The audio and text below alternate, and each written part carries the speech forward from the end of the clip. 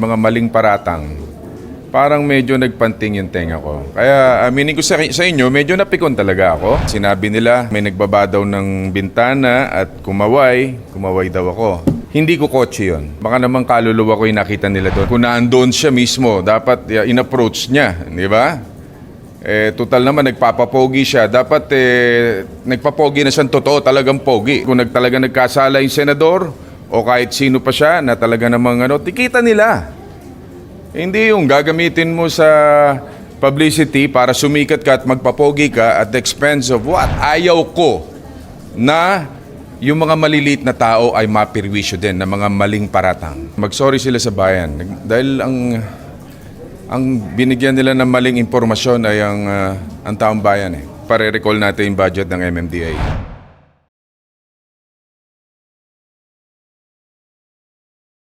Medyo uminit ang ulo ko kaninang umaga. Akala ko nababangungot ako no?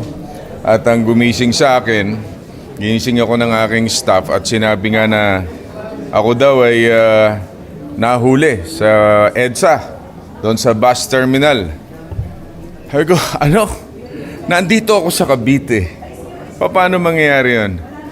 Kaya medyo nakakasama ng loob, Dahil yung mga ganitong klase mga paratang, katulad ko, may mga pinagdaanan tayong, kumbaga may phobia tayo dito na masakit na pinagdaanan.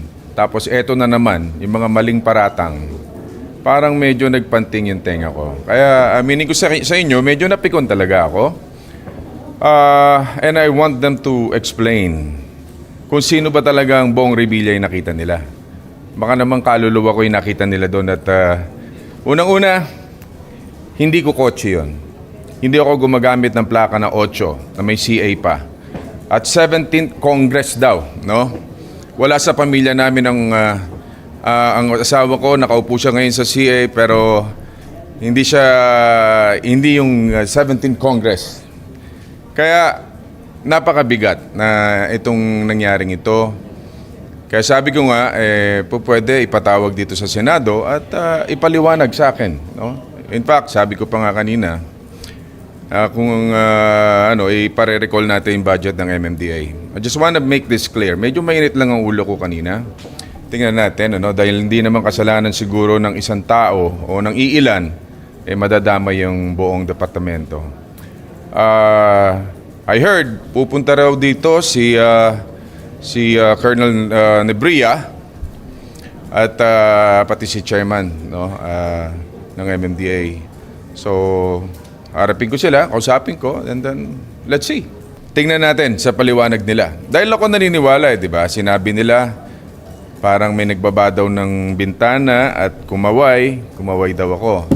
Merong silang budget sa body cam. Dapat yung kumuhay na yon ay nakita ng enforcer. And that is so unfair para sa akin. Alam nyo, mabigat yung pinagdaanan ko Winasak na tayo sa media before, sa social media. Ayoko na mangyari ulit yung mga ganyang maling paratang. Kaya nanginig talaga yung laman ko. Kaya yung paggising ko kanina medyo na high blood ako, napaanak ng teteng ako. Pasensya na po. Harapin ko sila. Miski si Bong Nebria. Kung sa atin, bilang isang senador, nagagamit nila. Kung nagpapapogi sila at gagamitin lang senador, sana yung totoo, huwag yung mali. Siyempre, alam naman natin, yung mga kababayan natin dyan na traffic, tayo sumusunod din sa batas trapiko. At wala sila dapat tinitingnan o tinititigan. Kung kinakailangan, kung talaga nagkasala yung senador o kahit sino pa siya na talaga namang tikita nila. Hindi yung gagamitin mo sa publicity para sumikat ka at magpapogi ka at the expense of what? Miski yung mga maliliit nating gumagamit ng lansangan, kawawa din. Kung sa amin nagagawa, what more yung mga maliliit?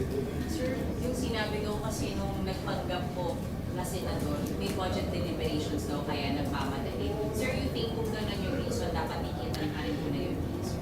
Exactly. Dapat tikita nila kahit na sino pa yon, senador o congressman, Unang-una, magkakasama tayo dito kagabi. Umabot na tayo ng what time? 1:30 na yata or almost 2 o'clock in the morning. So, imposible pong nandoon ako. Nasa Cavite po ako. So, hindi po si Bong Revilla yon. Kung mag-sorry po, tatanggapin niyo. Kung mag-sorry si Bong. Siguro hindi sila dapat sa akin mag-sorry. Mag-sorry sila sa bayan. Dahil ang binigyan nila ng maling impormasyon ay ang taong bayan eh.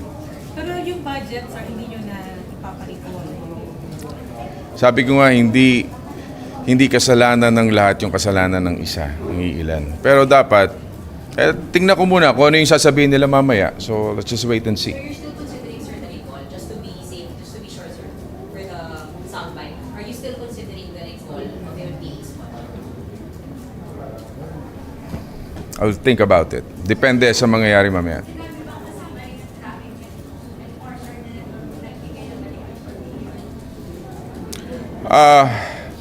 Hindi pa kami nagkakausap eh. So, kaya nga sa pagpunta nila ngayong hapon dito, let's see kung ano yung sasabihin nila. Basta sa akin lang, sana yung sasabihin totoo. Huwag yung gagawa ng mga invento. Sir, have you seen yung video na si Yun nga. Bong Revilla, tinitignan niya pa yung papeles nung pin-lockdown nila sa sasakyan?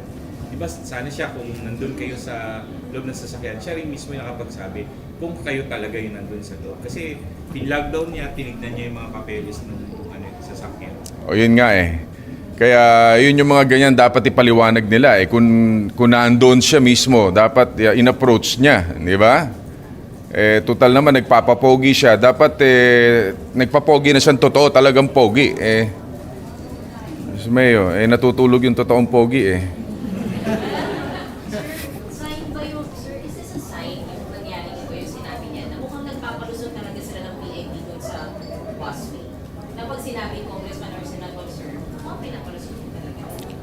Well, sa aspeto na yan, hindi ako dumadaan doon. Dahil dumadaan kami going to Quezon City sa Skyway. Especially kung galing kang Alabang, di ba? Skyway ka na eh. Hindi ka na dadaan doon sa EDSA dahil sobra talagang traffic dyan.